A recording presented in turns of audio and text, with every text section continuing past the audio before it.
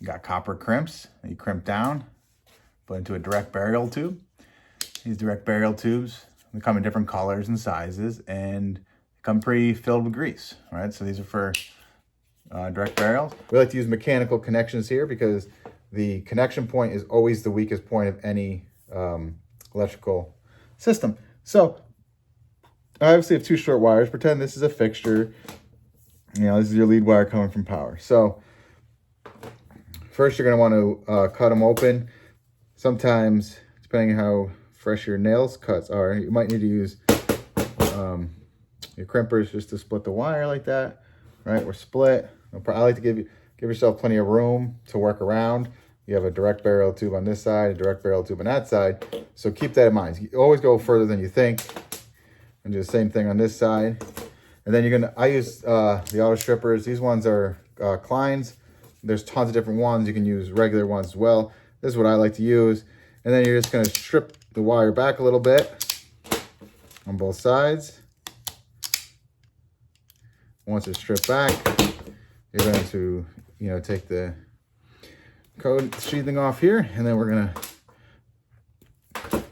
obviously we have brown and tan wires, right? So we're gonna go, I call it pink, but so we're gonna group these together. Now you can do more than just two wires in one connection. This is just for the video. There's different size copper crimps. This is the smaller one. They make larger ones too. So like in a home box, you'd use a larger set, whatever size you need to fit all the wires in. And then, okay, so we have these wires together. I'm just gonna slide this crimp over. Now, I have these Klein crimpers, right, from big box store, Amazon. There's also one that Nate recommends that we'll show you in a different video. It's like you squeeze it down, there's 4 prongs that come out that always get these crimps good. So, but what I like to do is there's an insulated and a non-insulated on the crimps. We're non-insulated because we just took everything off. I'm gonna put it in there, nice and tight like that. And I'm just gonna squeeze down as hard as I can. Okay? And now you can see, whoop, it's crimped down. Now what I like to do is the sandwich method, right? Because now I'm gonna put it in reverse. I'm gonna put it in the highway like that, still non-insulated. I was gonna pull down again, right? So I like to really make sure these crimps aren't coming off, right? So this crimp is never coming off unless we cut the whole thing. So we're not done here yet, but I'm gonna do the other side, same thing, right? I'm gonna group the wires together. I'm gonna slide a crimp on. Non-insulating, we'll go all the way down to the bottom here. I'm gonna squeeze it once. Makes it flat. I'm gonna turn it. I call it the sandwich, and I don't know why I do, but it's just what we call it. And then, boom, right? This is not coming off. And then, right, we have these extra. So you're gonna do what's called giving it a haircut. You're just gonna come right to the end of the crimp and cut all this copper wire off so that we don't have a bunch of strands going everywhere. And because this is where, it's loose connection and you just don't want it. So give it a haircut, right at the crimp, right where you just cut.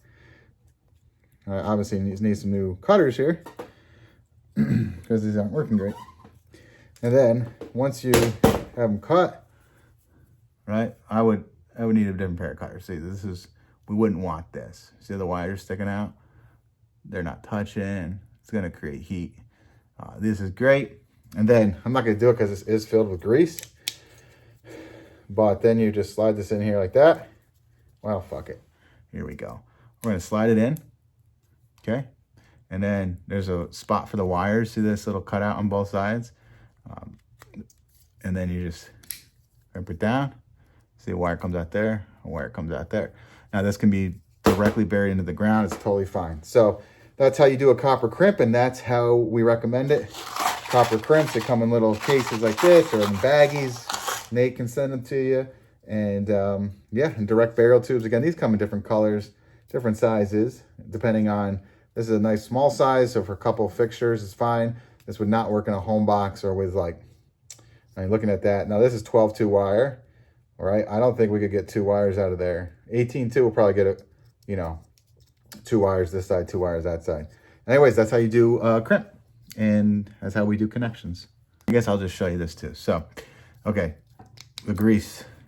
This is where it gets really messy when you have to mess it up. So we always like to do our connections live so we don't have to do this again. right? Because once you pull this out, you can see how goopy and grimy that is, right? So I don't want to touch it. You don't want to touch it, but you're going to, because it's going to happen in the field. But that's what it is. It's just all filled with that gunk, and that makes it so just forms obviously all around the wire and makes water and everything not to get in there.